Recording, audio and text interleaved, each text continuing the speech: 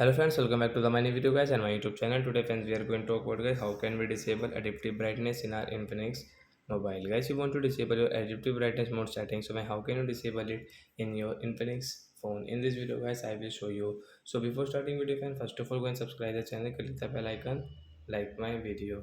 So first of all guys we will turn on our phone setting to disable adaptive brightness. Then guys scroll it.